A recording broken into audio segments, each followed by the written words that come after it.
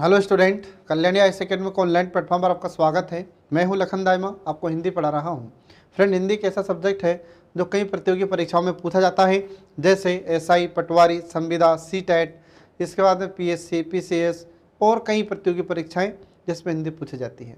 तो फ्रेंड शुरू करते हैं। चलिए, आज का हमारा टॉपिक है भविष्यकाल।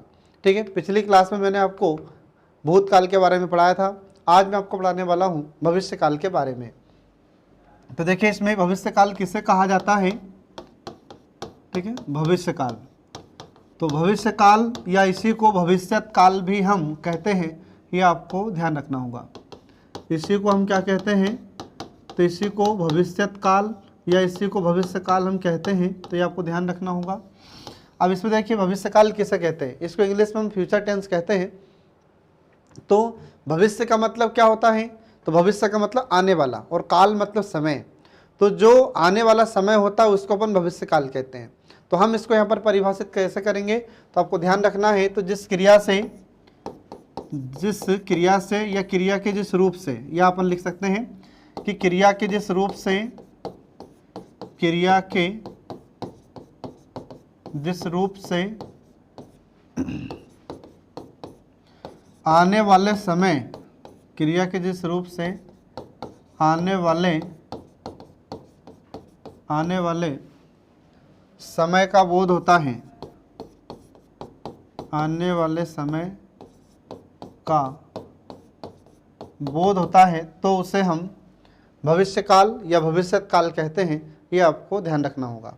ठीक है, तो भविष्यत काल किसे कहते हैं या भविष्यकाल किसे कहते हैं, तो क्रिया के जिस रूप से आने वाले समय के बारे में हमें पता चलता है या आने वाले समय का बोध होता है, तो इसे हम भविष्यत काल कहते हैं या भविष्य काल कहते हैं। ये आपको ध्यान रखना होगा। अब इसके मैं कुछ उदाहरण आपको बताता हूँ। तो देखिए यहाँ पर जैसे मैं यहाँ पर लिखता हूँ, जैसे मैं यहाँ पर लिख देता हूँ कि वह स्कूल जाएगा। तो वह स्कूल जाएगा, इसका मतलब क्या हुआ, मतलब अभी कार्य होने वाला है। आ रहा समझ में। वह स्कूल जाएगा मतलब अभी ये बात कब की है, भविष्य की बात है। आने वाला जो समय है उसमें यह क्रिया होगी जाने की। आ रहा समझ में। फिर इसके बाद में ऐसे में आपसे कहूँ कि राम कल आएगा। तो आएगा, जाएगा, खाएगा, जाएंगे, आएंगे, घूमे, ये सब क्या है, ये सब भविष्य में होने वाली क्रियाएं होती हैं। तो हमने यहाँ पर लिखा कि राम कल आएगा। तो कल आएगा मतलब क्या है, ठीक है, अभी ये आने वाले समय की हम बात कर रहे हैं अभी, कि कल आएगा। आ रहा समझ में। तो ये आपको ध्यान रखना होगा फ्रेंड। तो इस प्रकार से हम देखते हैं कि इसमें जितनी भी क्रियाएं होगी सब आने वाले समय में, मतलब भविष्य में ही क्रियाएं की जाती है। मतलब जो क्रियाएं होने वाली है उसके बारे में हमें जानकारी यहाँ पर मिलती है। तो भविष्य में जो भी कार्य होने वाला है उसकी जानकारी इस काल से हमें मिलती है, इसलिए इसको हम भविष्य काल के नाम से जानते हैं। अब इसमें देखिए, जो भविष्य काल होता है इसके प्रकार कितने होते हैं।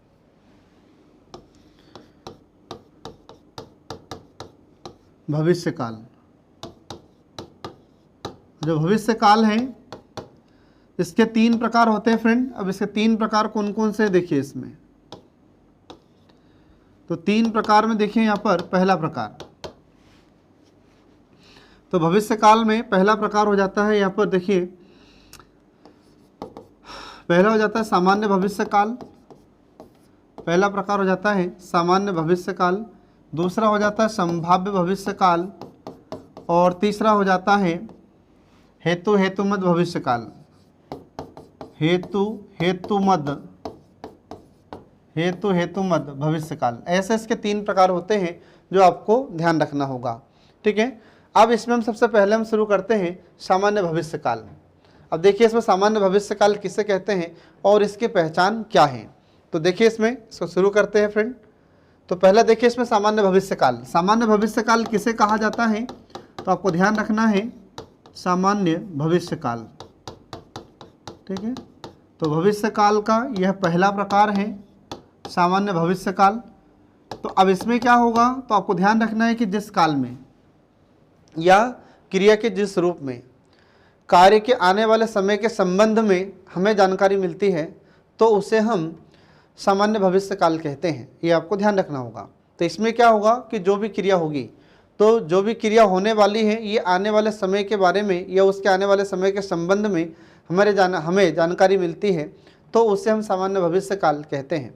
तो इसको आप परिभाषित कैसे करेंगे? तो देखिए, इसमें आपको परिभाषा इसकी ध्यान रखना है कि क्रिया के जिस रूप से या जिस क्रिया से, ठीक है, तो क्रिया के जिस रूप से,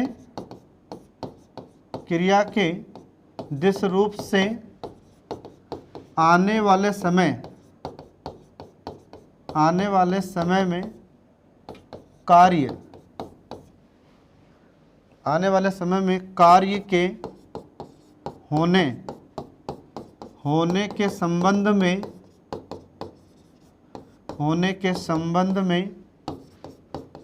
जानकारी मिलती है, होने के संबंध में जानकारी मिलती है, तो उसे हम सामान्य भविष्य काल कहते हैं। तो इसमें क्या होगा कि इसमें क्रिया के जिस रूप से या ऐसी क्रिया जिससे आने वाले समय में जो भी कार्य होगा उसके संबंध में हमें जानकारी मिलती है, तो उसे हम सामान्य भविष्य काल कहते हैं। ये आपको ध्यान रखना होगा। आ रहा समझ में? अब इसमें कुछ पहचान शब्द हैं जो आपको ध्यान रखना है। तो वाक्य के अंत में कुछ पहचान शब्द होते हैं, ठीक है। तो इसके पहचान शब्द कौन कौन से होते हैं ये देखिए इसमें। तो कुछ पहचान शब्द इसमें होते हैं, देखिए, जैसे गा, इसके बाद फिर गी और फिर गे, कुछ इस प्रकार के शब्द इसमें आते हैं। तो ये इसके पहचान शब्द होते हैं। तो जहां पर भी वाक्य के अंत में गा, गी, गे ये हमें दिखाई दे रहे हैं, तो आप समझ जाना कि उसमें कौन सा काल आ चुका है। तो उसमें ये सामान्य भविष्य काल होता है। अब इसके कुछ उदाहरण मैं यहाँ पर आपको बताता हूँ, तो आप उससे जल्दी समझ जाएंगे। तो देखिए, इसमें इसके कुछ उदाहरण आते हैं। जैसे पहला उदाहरण आता है, इसके उदाहरण में देखिए यहाँ पर पहला उदाहरण, ठीक है। तो उदाहरण में पहला उदाहरण आ जाता है कि मोहन बाजार जाएगा, ठीक है, मोहन बाजार जाएगा। तो इसमें क्या हो रहा है? तो मोहन बाजार जाएगा मतलब ये क्रिया आने वाले समय में होगी। तो जो आने वाला समय है, ठीक है, उसमें यह क्रिया संपन्न होगी और यह जानकारी हमें मिल रही है, तो इसलिए हम कहते हैं इसको सामान्य भविष्य काल। तो जाएगा, जाएगी, जाएंगे, या जहां पर भी ये गा लग रहा है तो आप समझ जाना कि उसमें कौन सा काल हो जाएगा? सामान्य भविष्य काल। फिर इसके बाद में ऐसे ही दूसरा उदाहरण मैं यहाँ पर लिख देता हूं कि कमला कल आएगी या जाएगी। तो कमला कल जाएगी, ठीक है। अब यहां पर अपन देख रहे हैं कि कमला कल जाएगी, तो इसका मतलब क्या है कि वह कल जाएगी, अभी निश्चित नहीं है, ठीक है। तो इसमें हम देख रहे हैं कि कल जाएगी मतलब ये आने वाले समय की बात है, अब आने वाले समय में ऐसा होगा, ठीक है। इसके बाद फिर ऐसे ही अगला उदाहरण बताता हूं मैं आपको कि जैसे हमने बोला कि बच्चे स्कूल जाएंगे, ठीक है, जाएंगे। अब यहां पर अपन ने बोला कि बच्चे स्कूल जाएंगे, तो क्या हो रहा है यहाँ पर? बच्चे स्कूल जाएंगे। तो इसमें भी क्या हो रहा है? जाएंगे मतलब जो आने वाला समय है उसमें यह क्रिया पूर्ण होगी। तो कहने का मतलब ये है कि जिस काल में हमें यह पता चलता है कि आने वाले समय में क्रिया होगी या जो भी आने वाला समय है उसमें कोई भी क्रिया होगी, तो वहाँ पर ये सामान्य भविष्य काल होता है। ये आपको ध्यान रखना होगा। तो जितने भी वाक्य आते हैं जिसमें गा, गी, गे जुड़ा रहता है, तो ये सब सामान्य भविष्य काल के उदाहरण होते हैं।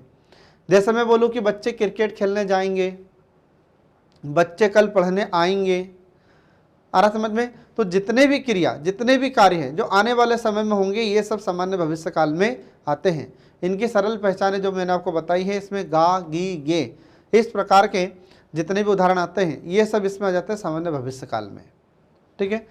अब इसके बाद में फिर दूसरा प्रकार हो जाता है, तो यहाँ पर ये सामान्य भविष्य काल समाप्त हो जाता है। अब इसके बाद दूसरा प्रकार देखिए इसका, संभाव्य भविष्य काल। भविष्य काल का दूसरा प्रकार हो जाता है संभाव्य दूसरा प्रकार है संभाव्य भविष्यकाल। ठीक है, संभाव्य भविष्यकाल। अब संभाव्य भविष्यकाल इसका मतलब क्या हो जाता है, तो यहाँ पर जो संभाव्य शब्द है तो इस संभाव्य का अर्थ क्या हो जाएगा, तो संभाव्य का अर्थ हो जाता है संभावना। इसका अर्थ क्या हो जाएगा, संभावना इसका अर्थ हो जाता है। तो हम इसको परिभाषित कैसे करेंगे संभाव्य भविष्यकाल को, तो क्रिया के जिस रूप से कार्य की संभावना के बारे में हमें पता चलता है या संभावना का बोध होता है तो उसे हम संभाव्य भविष्यकाल कहते हैं। तो जो भी क्रिया होगी जिससे हमें आने वाले समय में संभावना का बोध होगा, तो या फिर हम इसको सरल शब्दों में याद रख सकते हैं कि जिससे हमें संभावना का बोध होता है, संभावना के बारे में जानकारी मिलती है, तो उसे हम संभाव्य भविष्यकाल कहते हैं। आ रहा समझ में। अब इसकी पहचान कैसे होगी और इसकी परिभाषा क्या होगी, तो देखिए इसमें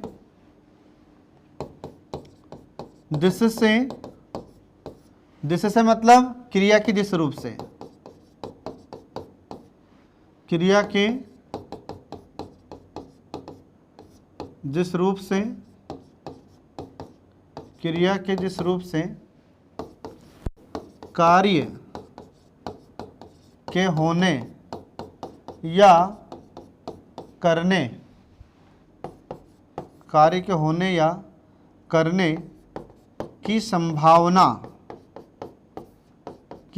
संभावना का बोध होता है,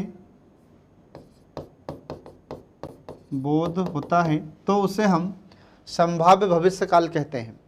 तो जिस काल में क्या होगा, हमें कार्य के होने की संभावना का बोध होगा, कार्य के होने की संभावना के बारे में पता चलता है, तो उसे हम संभाव्य भविष्यकाल कहते हैं। अब इसकी पहचान कैसे होगी, तो इसमें आपको ध्यान रखना है कि इसके कुछ पहचान शब्द हैं जो आपको याद रखना है। पहचान शब्द इसके, तो इसमें कैसे शब्दों का प्रयोग किया जाता है, तो जैसे शायद, जैसे शायद वह आ जाए। इसके बाद फिर लगता है, ठीक है। इस प्रकार के शब्दों का, या फिर संभावना है, इसका उपयोग भी हम करते हैं। संभावना है, ठीक है। तो संभावना है, शायद, लगता है, ये इस प्रकार के शब्दों का इसमें प्रयोग किया जाएगा।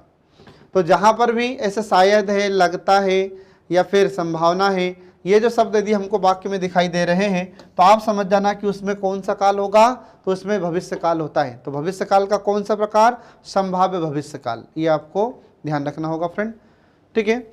अब इसके बाद फिर देखिए इसके कुछ उदाहरण, तो कुछ उदाहरण यहाँ पर आते हैं। देखिए इसमें उदाहरण जैसे शायद राम आए, तो शायद राम आए, इसका मतलब क्या है, संभावना है अभी हम, पर कब आएगा, भविष्य में आएगा, मतलब जो समय है आने वाले समय में आएगा, लेकिन उसकी संभावना है अभी निश्चित नहीं है। इसके बाद फिर ऐसे ही हम कहें कि लगता है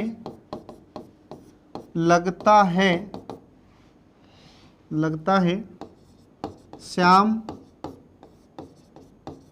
घर आए या जाए भी लिख सकते हैं। तो लगता है श्याम घर आए, या लगता है श्याम घर जाए, या लगता है श्याम कल दिल्ली जाए, या लगता है श्याम कल भोपाल आए। इस प्रकार हम कुछ भी वाक्य इसमें जमा सकते हैं। तो कुल मिलाकर बात क्या होगी, तो इसमें शायद है, या शायद, लगता है, संभावना है, इस प्रकार के शब्दों का इसमें उपयोग किया जाता है, जिससे हमें आने वाले समय में जो भी क्रिया होगी, जो भी कार्य होगा, उसकी संभावना के बारे में पता चलता है। तो ऐसे काल को हम संभाव्य भविष्य काल कहते हैं। एग्जाम में क्वेश्चन कैसे पूछेगा, तो एग्जाम में क्वेश्चन पूछेगा कि लगता है कि श्याम घर आए, तो बताइए इसमें कौन सा काल होगा, तो आपको ध्यान रखना होगा संभाव्य भविष्य काल होगा। या यूँ पूछा जा सकता है कि शायद कल बच्चे स्कूल जाएं, तो शायद कल बच्चे स्कूल जाएं, इसका मतलब क्या हो जाएगा, तो इसका मतलब है कि जो भी क्रिया होगी ये आने वाले समय में होगी, लेकिन संभावना है अभी। आ रहा समझ में? तो इस प्रकार के वाक्य यदि हमें दिखाई दे रहे हैं एग्जाम में तो आप समझ जाना कि उसमें कौन सा काल होगा, उसमें संभाव्य भविष्य काल होता है। इसके बाद फिर ऐसे ही अगर हम कोई वाक्य जमा कर देखें, जैसे संभावना है कि बारिश हो जाए, तो संभावना है कि बारिश हो जाए तो अभी निश्चित नहीं है, हम एक कल्पना कर रहे हैं, हम संभावना व्यक्त कर रहे हैं। इसके बाद फिर ऐसे ही अगला उदाहरण मैं आपको दूं कि संभावना है कि मोहन आए। आ रहा समझ में? तो जहाँ पर भी ये संभावना की बात आती है, एक अनुमान की बात आती है, आ रहा समझ में, तो वहाँ पर ये संभाव्य भविष्य काल होता है। तो इसमें अनुमान लगाया जाता है और संभावना की बातें इसमें की जाती है। तो ये आपको ध्यान रखना होगा फ्रेंड। तो इस प्रकार से हम देखते हैं कि यहाँ पर इसका दूसरा प्रकार समाप्त हो जाता है। अब भविष्य काल का तीसरा प्रकार आता है, देखिए इसमें हेतु हेतु में तो भविष्य काल, हेतु हेतु हेतु मद, ठीक है, हेतु हेतु मद, हेतु हेतु मद भविष्य काल। अब हेतु हेतु मद भविष्य काल किसे कहा जाता है? तो देखिए इसमें सीधी सी बात है, सरल भाषा में बिल्कुल इसको आप याद रखिएगा कि एक क्रिया का होना दूसरी क्रिया पर निर्भर करता है, तो उसे हम हेतु हेतु मद भविष्य काल कहते हैं। तो जिस काल में आप कैसे इसको याद रखेंगे? तो याद रखना है आपको कि जिस काल में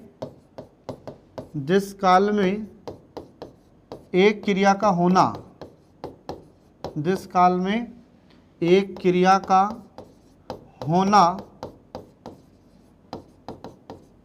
दूसरी क्रिया, एक क्रिया का होना दूसरी क्रिया पर निर्भर करता है, उसे हम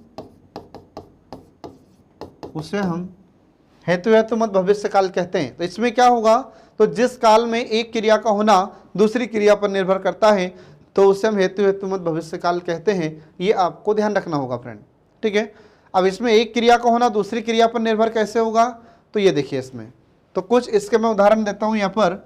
अब इसकी अलग से कोई पहचान शब्द नहीं है कि यार कुछ शब्द आएंगे और उससे हम पहचान कर लें, तो ऐसा कोई पहचान शब्द इसके लिए अलग से कुछ नहीं होता। तो मैं कुछ वाक्य आपको यहाँ पर बताता हूँ। जैसे तो वाक्य मैंने लिखा कि छात्रवृत्ति मिले, ठीक है, छात्रवृत्ति मिले, तो छात्रवृत्ति मिले तो मोहन पढ़े। आ रहा समझ में? छात्रवृत्ति मिले तो मोहन पढ़े। तो इसका मतलब क्या हो गया? तो यहाँ पर एक क्रिया होगी पहले, कौन सी क्रिया होगी पहले? छात्रवृत्ति मिलने की। तो जब एक क्रिया होगी तब तो दूसरी क्रिया होगी, तो इसीलिए तो इसको कहते हैं कि एक क्रिया का होना दूसरी क्रिया पर निर्भर करता है। तो पहली क्रिया क्या होगी कि पहले छात्रवृत्ति मिलती है अगर, तो फिर आने वाले समय में मोहन पढ़ सकता है, नहीं तो नहीं पढ़ेगा। तो एक क्रिया का होना यहाँ पर दूसरी क्रिया पर निर्भर करता है, इसलिए इसको हम हेतु हेतु मद भविष्य काल कहते हैं। ये आपको ध्यान रखना होगा फ्रेंड। तो एग्जाम में ऐसा क्वेश्चन आपको दिए जाए अगर कि छात्रवृत्ति मिले तो मोहन पढ़े, तो बताइए इसमें कौन सा काल होगा? तो आपको ध्यान रखना होगा भविष्य काल। तो भविष्य काल का कौन सा प्रकार? हेतु हेतु मद भविष्य काल। इसके बाद फिर ऐसे ही इसका दूसरा उदाहरण होता है कि मोहन जाए, मोहन जाए, मोहन जाए तो सोहन आए, ठीक है, मोहन जाए तो सोहन आए।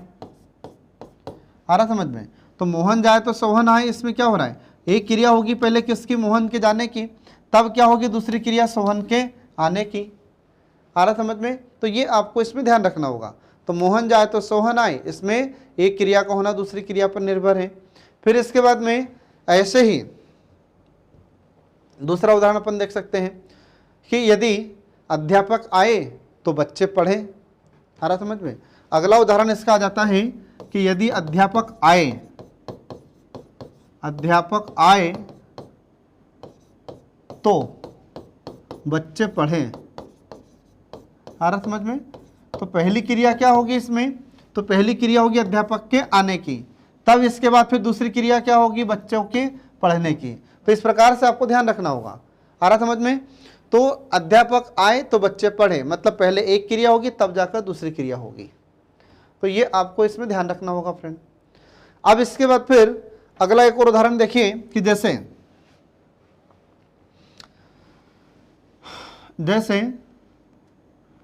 पिताजी आए, या यूं कह सकते हैं कि पिताजी आए तो, ठीक है, पिताजी आए तो बच्चे जाए, ठीक है। तो इस प्रकार से हम देखते हैं कि पिताजी आए तो बच्चे जाए, मतलब पहले क्रिया क्या होगी, पहली क्रिया होगी पिताजी के आने की और दूसरी क्रिया क्या होगी फिर बच्चे की जाने की। तो यहाँ पर एक क्रिया का होना दूसरी क्रिया पर निर्भर है, तो जब तक पिताजी नहीं आएंगे तब तक बच्चे नहीं जाएंगे, जब तक एक क्रिया पूरी नहीं होगी तब तक दूसरी क्रिया भी नहीं होगी। तो ये आपको इस प्रकार से इसमें ध्यान रखना होगा फ्रेंड। तो एग्जाम में अगर आपसे क्वेश्चन पूछा जाता है कि बताइए कि अध्यापक आए तो बच्चे पढ़े, इसमें कौन सा काल होगा, तो आपको ध्यान रखना होगा भविष्य काल है। और भविष्य काल का कौन सा प्रकार होगा, इसमें हेतु हेतुमत भविष्य काल होता है, ये आपको ध्यान रखना होगा फ्रेंड। तो इस प्रकार से हम देखते हैं कि यहाँ पर ये हेतु हेतुमत भविष्य काल के उदाहरण समाप्त हो जाते हैं और इसी के साथ फिर हमारे काल का टॉपिक भी समाप्त हो जाता है। तो एग्जाम में आपसे क्वेश्चन कैसे पूछा जाएगा, तो कोई भी एक आपको ऐसा उदाहरण दिया जाएगा और आपसे पूछा जाएगा कि बताइए इसमें कौन सा काल है, ठीक है। ऐसे क्वेश्चन इसमें एग्जाम में अभी तक पूछे गए हैं। या ऐसा भी पूछा जा सकता है कि बताइए निम्नलिखित में से कौन सा वर्तमान काल का प्रकार है, तो आपको वर्तमान काल के 5 प्रकार, भूतकाल के 6 प्रकार और भविष्य काल के 3 प्रकार, ये आपको ध्यान रखने होंगे, ठीक है फ्रेंड। तो इसी के साथ आज का हमारा सेशन समाप्त होता है। नेक्स्ट वीडियो जल्दी ही आपके लिए लेकर प्रस्तुत होंगे, तब तक के लिए नमस्कार।